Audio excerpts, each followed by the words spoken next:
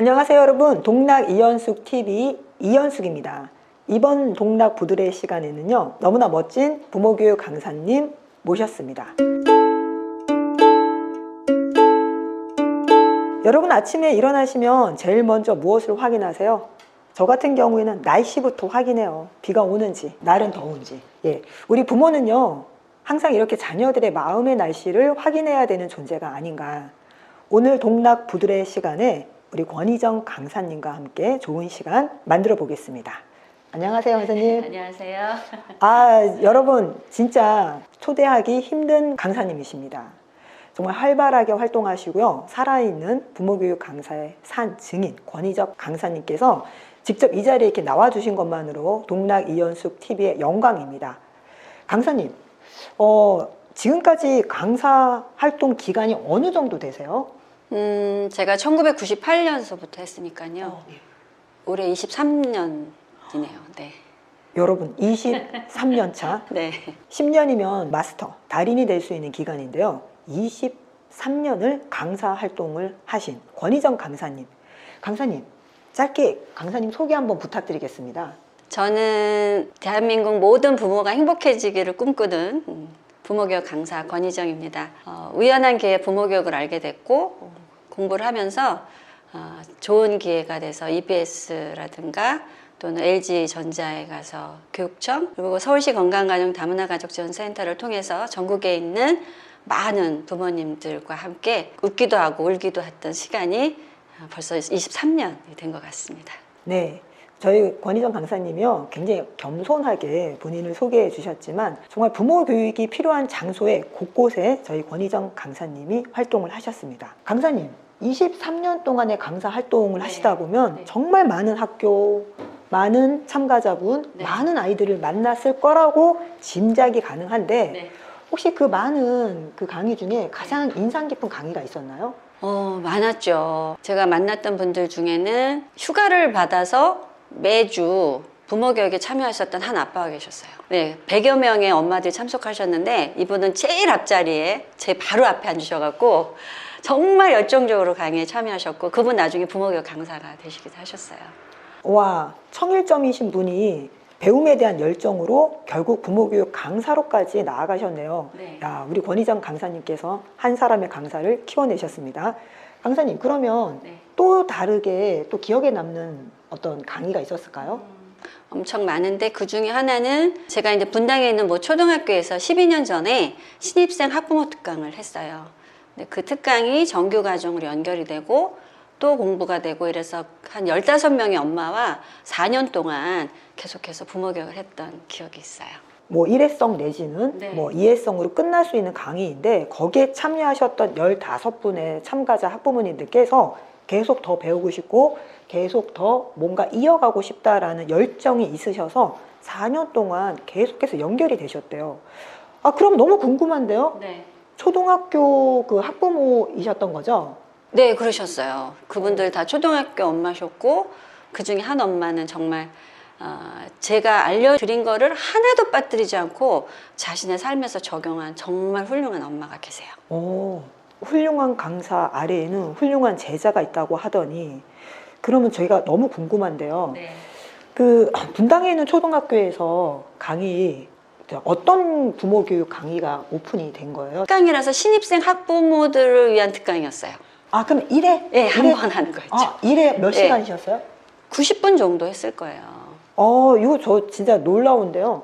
1회 90분 강의를 들으시고 그 중에서 15분의 학부모님께서 강사님에게 계속해서 강의를 듣고 싶다고 요청을 하셨다라는 거죠. 네, 그래서 이제 15명이 모이시고 또 다른 학년에 계신 엄마들도 이제 더 오실 수 있게 해서 처음에는 더 많은 숫자가 참여하셨고 최종적으로 4년을 지속하신 분들은 15명 정도세요. 와, 우리가 부모교육 강사가 되는 이유 자체가 내 아이가 아니어도 내 아이처럼 그 참가자의 아이를 같이 키우고 성장시키기 위해서인데 진실로 이 15분은 4년간 같이 공부를 하셨다라는 게 대단해요. 그러시면 그 15분의 참가자분 중에서 혹시 왜 처음에 그 부모교육 강의를 듣게 되셨고 이후에 왜 강사님과 계속해서 공부를 하고 싶었는지 사례를 하나 구체적으로 들어주실 수 있으세요? 그 엄마들 중에 한 아이 얘기를 좀 드릴까 봐요. 네. 그 아이는 선우라는 아이인데 네. 걔가 사회적 관계에 어려움을 겪는 아스퍼거 증후군이 있는 한 아이였어요. 초등학교 1학년 엄마였고, 그러니까 이 아스퍼거 증후군은 대인관계에 어려움이 있어요. 그래서 다른 사람의 감정을 잘 못 읽고요. 네. 자기 안에 좀 몰입이 되고, 그런데 어떤 특정한 부분에서는 굉장히 놀라울 만큼의 높은 지능을 갖고 있기도 하고, 그렇기 때문에 사실 이제 엄마는 아이들을 학교에 보내면 친구 관계를 굉장히 많이 걱정하시잖아요. 우리 아이가 친구 관계를 잘 맺을 수 있을까? 선생님과 관계는 어떨까? 이런 것이 사실은 공부도 엄마들은 관심사항이지만 관계에 대한 부분들도 엄마한테 여전히 큰 고민인데, 이 엄마는 그것으로 인해서 아이에 대한 고민을 크게 갖고 계셨죠. 근데 그 엄마와의 인연이 지금도 계속되고 있고, 너무 감사하게도 스승의 날이 되면 그 엄마에게 긴 글의 편지와 그리고 선물이 제게 와요. 그래서 저는 막 아이고 전 정말 감사하고 과분하다는 생각을 지금도 하고 있어요. 정말 공감이 갑니다. 네. 사실은 부모 교육을 학교에서 이렇게 오픈을 해주었을 때 네. 적극적으로 참여하시는 학부모님들, 참가자분들은요, 거의 대부분 말을 잘 듣는 아이의 부모님이시기보다는 조금 걱정도 되시고 네. 염려도 있고 네. 아니면 조금 더 보다 잘 뭔가 하고 싶으신 부모님들이 참가를 하시는데, 우리 선우 친구, 네. 케이스 같은 어머님, 정말 용기가 필요하시고 많은 부분 매일매일이 두려움과 걱정과 안타까움의 날들이 아니었을까. 그러실 수 있어요. 그러시면 네. 그분이 4년 동안 네. 선생님한테 어떤 구체적인 교육을 받으셨는지 혹시 기억나시는 것들 말씀해 주세요. 아이들하고 의사소통을 어떻게 할 것인가? 첫 번째가 네, 대화. 소통에 대한 부분. 그래서 의사소통에 관련된 많은 프로그램을 했어요.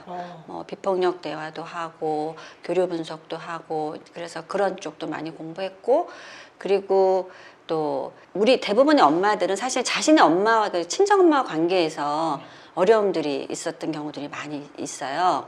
근데 이 엄마 같은 경우는 어렸을 때 아주 똑똑하고 예쁜 언니와 귀염둥이 남동생 사이에서 늘 비교당하면서 천덕꾸러기로 성장했어요. 이 엄마는 결심했대요. 나는 절대로 아이를 차별하지 않는 엄마가 될 거야. 우리 엄마처럼 절대로 키우지 않겠어. 그런데 자기가 그런 결심을 하고 이분은 그래서 외동을 낳은 거예요. 왜냐하면 둘을 낳으면 원하지 않아도 비교할 가능성이 있다라는 생각을 이분은 하신 거예요. 그래서 난 딱 하나에만 낳을 거야 라는 신념을 가지고 결국은 이제 아이를 낳고 키우셨는데, 이 엄마가 첫날 고백처럼 하셨던 얘기는 어느덧 내가 친정엄마처럼 아이에게 대하고 있다.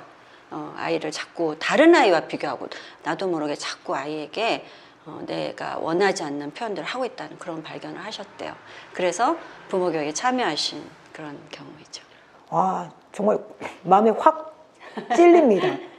네.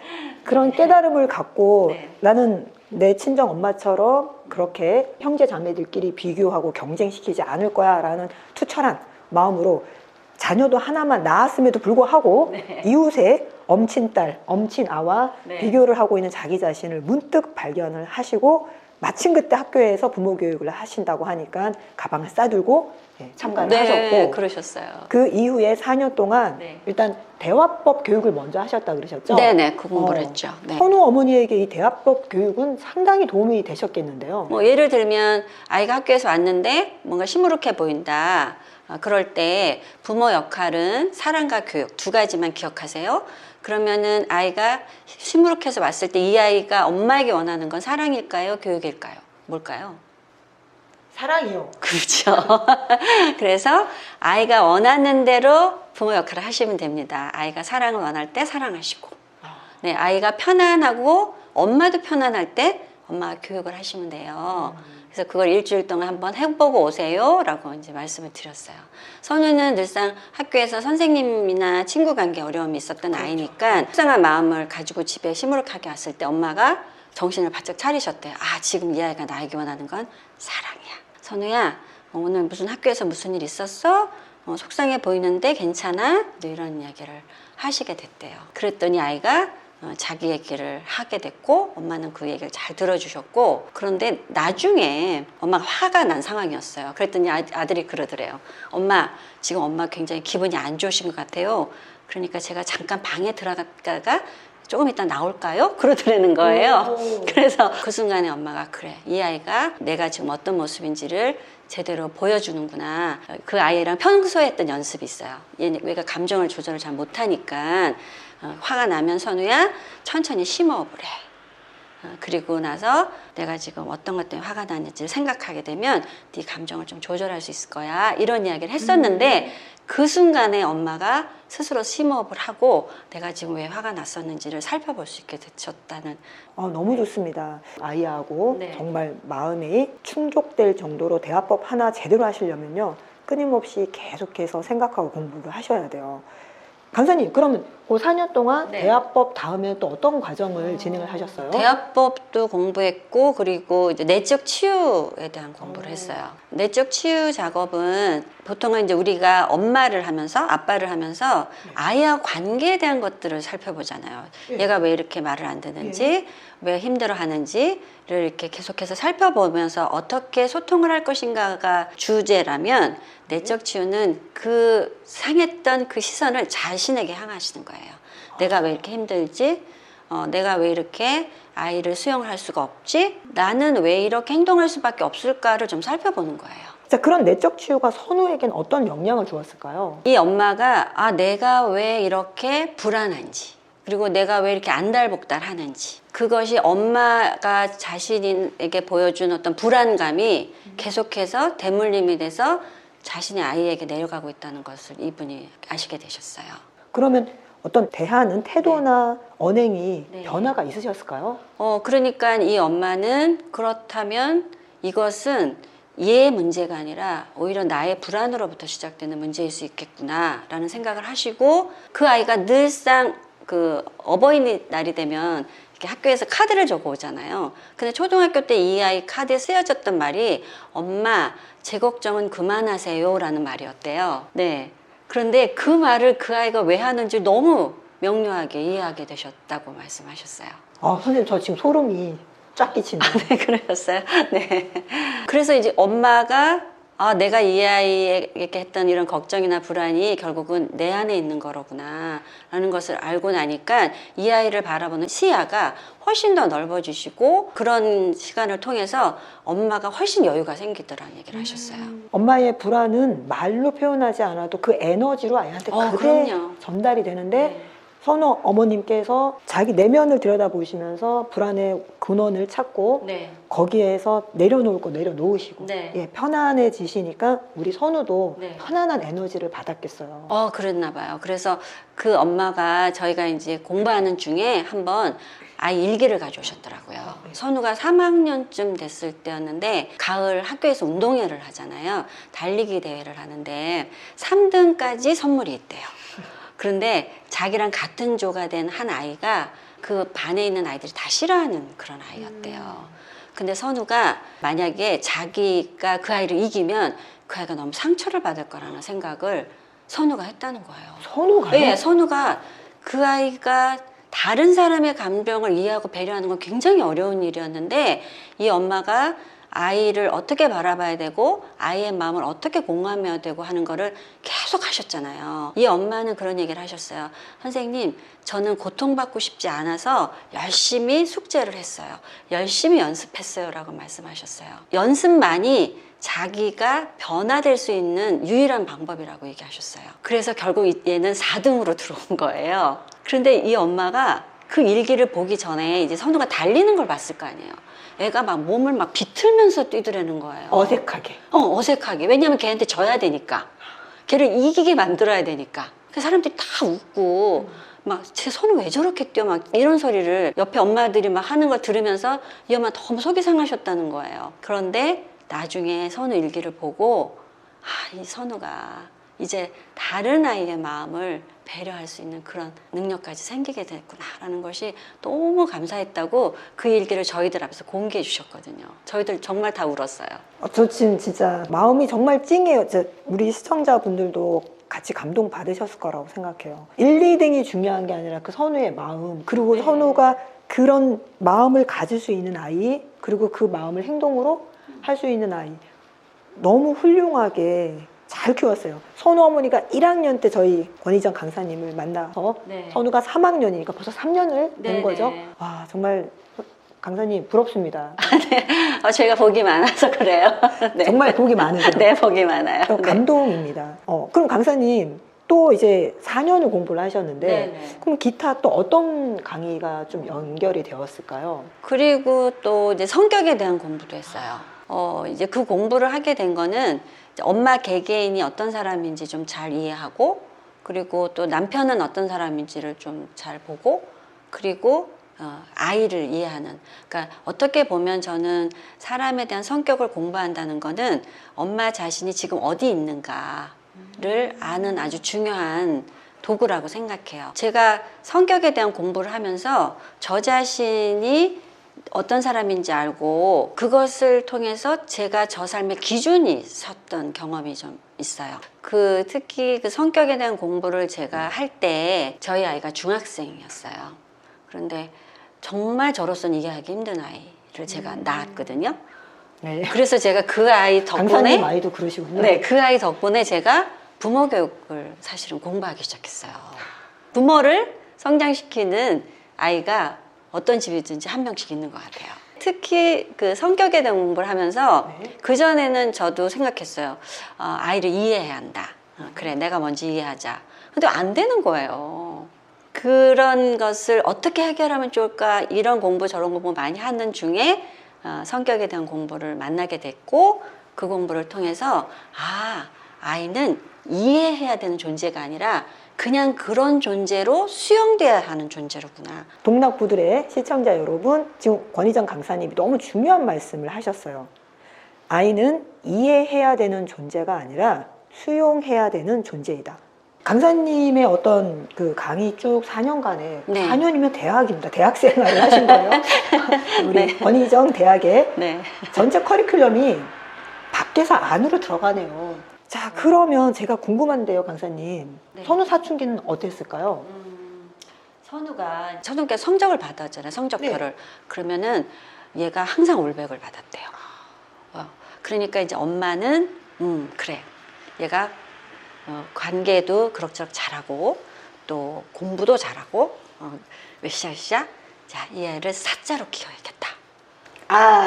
네, 그런 생각을 하셨대요. 근데 이 부모 교육의 길은 머네요. 그래서 제가 여쭤봤어요. 왜 아이를 사자로 키우고 싶은 생각이 드셨어요? 친정엄마한테 큰 소리 치고 싶으셨대요. 그런 부모 교육 강사로서 네. 그 선우 엄마의 네. 사자 만들고 싶은 욕심이라고 표현하겠습니다. 네. 예, 어떻게 느끼셨어요? 저는 선우 엄마가 너무 이해됐어요. 학교 다닐 때 엄마에게 한 번도 칭찬을 받아본 적이 없었다고 얘기하셨었고요. 그리고 열심히 노력해서 공부해도 엄마는 늘 언니랑 비교하고 남동생이랑 비교하셨고, 그래서 스스로가 항상 못하는 아이, 나는 부족한 아이라고 늘상 생각을 하셨던 이분이 이렇게 말씀하셨어요. 선생님, 저는 아이를 때리지 않고 야단도 치지 않고 그리고 아이를 잘 키웠다는 것을 엄마에게 증명하고 싶었어요. 네. 그래서 제가 아이를 엄마가 좋아하시는 사자를 만들면 내가 엄마에게 그걸 증명할 수 있지 않을까라는 생각을 했다는 말씀에 한편 가슴이 너무 아팠고, 그래서 선우 엄마의 그 마음이 정말 이해가 됐어요. 그러면 네. 예, 우리의 선우는 네. 어머니의 바람대로 네. 사자가 들어가는 전문직이 되기 위해서 네. 엘리트 코스를 쫙 밟았을까요? 이 아이가 중학생이 되고 사춘기를 겪으면서 갑자기 음악을 하겠다고 엄마에게 선언을 한 거예요. 네? 음악이요? 네, 음악. 사춘기, 그죠? 질풍노도. 네. 뭐 어디로 튈지 모르는. 네. 뭐 정말 딱 그 케이스인데요. 그러니까 이 엄마가 얼마나 충격을 받았겠어요. 그냥 네. 그대로 지금대로만 하면 어머니의 어떤 꿈이 이루어질 것 같은데 아이가 음악이요? 네. 선우 어머님 어떻게 하셨어요? 처음 떠오른 생각이 얘가 음악을 하면 내 계획이 틀어지는데 이게 웬 날벼락? 이런 생각이 드셨대요. 그러면서 그러면 공부는 어떻게 해야 되지? 음악을 하겠다고 하면 과거가 아닌 예고를 가겠다는 건가? 막 이제 이 엄마가 충격으로 엄청나게 이제 휘청거리셨죠. 네. 아, 이거 진짜 큰 충격일 것 그러셨을 같은데 것 같아요. 어떻게 해결이라고 표현해야 되나요? 어떻게 잘 넘어가셨나요? 저도 이제 이 이야기를 나중에 들었는데 그런 얘기를 하시더라고요. 선생님, 제가 부모교육 공부하면서 아주 중요한 수혜자 중에 한 사람은 남편이라고 얘기하셨어요. 부모교육을 배운 거를 그날 가서 남편한테 알려주고 또 두 분이 서로 든든한 서로의 지원자가 되고 이 아내의 휘청거리는 마음을 돌봄해 줄 수 있는. 그래서 남편이 그러더래요. 당신이 얼마나 힘든지 내가 알아. 당신이 왜 공부를 통해서 이 아이를 사자를 만들고 싶어 하는지도 내가 알잖아. 여보, 우리 선우가 하고 싶은 거 하게 해주자. 내가 당신 옆에 있으니까. 그래서 선우가 초등학교 1학년 때 인연이 돼서 계속 이어져 왔던 부모 교육의 네. 가장 큰 수혜자 네. 선우 아버님께서 아버님. 네. 사춘기 선우의 어떤 돌발적이기도 하고 놀라운 진로 선택에 네. 예, 충격을 먹은 선우 어머니를 감싸주고 네. 버텨주는 힘이 되어주셨고 네. 또 그러한 두 분의 관계가 또 선우를 이해하고 네. 예, 지지하는 좋은 부모의 역할로 이어졌네요. 네. 그래서 남편이 이제 그렇게 위로해주고 자신을 자꾸 공감해주고 이러니까 이제 엄마가 스스로 자신을 돌아볼 수 있게 됐대요. 그러면서 내가 아이를 잘 키워서 세상에 내가 정말 대단한 사람이라는 걸 증명하고 싶어 했구나. 아들을 통해서 내가 나를 자랑 삼으려고 했구나. 내가 그렇게 열심히 공부한다고 했는데 나는 아직도 이러고 있구나. 그러면서 지금까지 내가 한 공부가 내 행복을 위해서 한 공부로 시작한 게 아니고 진짜 선우의 행복을 위해서 시작한 공부였는데 하는 생각이 드시더래요. 그렇게 마음이 탁 정리가 되고 나니까 네, 아이의 그 뜻을 따를 수 있었다라고 얘기하시더라고요. 저희 동락부들에 시청하시는 분들 중에는 아직 영유아인 친구들도 있을 거고 초등학생도 있을 거고 또 사춘기가 이제 막 시작된 중학생 학부모님도 계실 텐데요. 우리 이제 선우의 이 케이스가 저는 정말 많은 분들에게 울림이 되지 않을까. 선우 어머님의 깨달음, 내 욕심이구나. 네. 내가 얘를 통해서 내 욕심을 채우려고 하는구나. 이거를 깨달을 수 있는 게 오랜 시간의 부모 교육의 효과가 아닌가. 저희 강사님, 저희 그러면 우리 시청하시는 네. 사춘기 네. 자녀를 둔 네. 전국의 네. 수많은 학부모님들에게 네. 23년의 정말 베테랑 부모교육 강사로서 네. 하시고 싶은 엑기스 있는 말씀 부탁드리겠습니다. 사춘기는 인생에서 가장 중요한 마디를 만드는 시기라고 생각해요. 대나무는 속이 비어있지만 그 비어있는 대나무가 20m, 30m를 자랄 수 있는 힘은 뭘까요? 글쎄요. 그 힘이 뭘까요, 강사님? 마디가 있기 때문이래요. 네. 네. 중간중간. 중간중간에. 그런데 사춘기는 인생에서 가장 튼튼하고 견고한 마디를 만드는 시기라는 거죠. 이 마디를 잘 만들면 아이가 쑥 어른이 될 수 있는 그런 너무 중요한 몸이 바뀌고 인지 능력이 발달하고 정서적으로는 너무나 불안한 그런 시기이기도 하죠. 모든 게 불안정하다 보니까 부모님도 같이 이제 휩쓸리게 될 가능성이 있어요. 이 사춘기 아이의 뇌 속에서 질풍노도 이런 시기가 뇌에서 일어나는데 이때 아이들이 보이는 현상은 소리를 지르거나 공격 행동을 한다는 거예요. 자, 이때 아이와 맞짱을 뜨시면 끝장납니다. 자, 쓰나미는 늘 일어나지 않고 수시로 일어나기는 해요. 그런데 그 수시로 일어나는 그 쓰나미를 부모님이 얘가 지금 머릿속에 쓰나미 일어나는구나. 일본 그 열도에 쓰나미 온 적 있었죠. 그때 사람들은 어떻게 행동했어요? 도망가야죠. 맞아요. 이 아이 뇌 속에서 쓰나미가 일어난다는 증상을 우리가 딱 알아차리는 순간 이따 얘기하자, 쉬어 이렇게 하고 물러나실 필요가 있어요. 쓰나미가 지나가고 나면 이제 아이는 괜히 엄마 옆에 와서 아빠 옆에 와서 빙빙 돌아요. 서성거리기도 해요. 잔잔하게. 그것은 이 아이가 어떤 신호를 보내는 거냐면 죄송해요 라는 신호예요.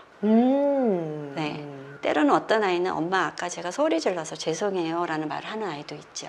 이뻐요. 네, 그럴 때 엄마가 이 아이를 어떻게 대하셔야 되죠? 부모 교육, 사랑과 교육, 부모 역할, 사랑이 필요하실 때죠.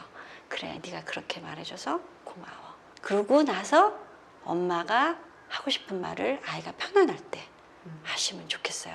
아이가 하는 그 말에 공격 행동에 묶이지 마시고 그 너머에 있는 아이의 진짜 엄마랑 잘 지내고 싶은 마음을 바라봐 주실 수 있으면 좋겠어요. 사춘기 자녀를 둔 부모님들에게 금과 옥과 같은 쓰나미가 칠 때는 도망가라. 네.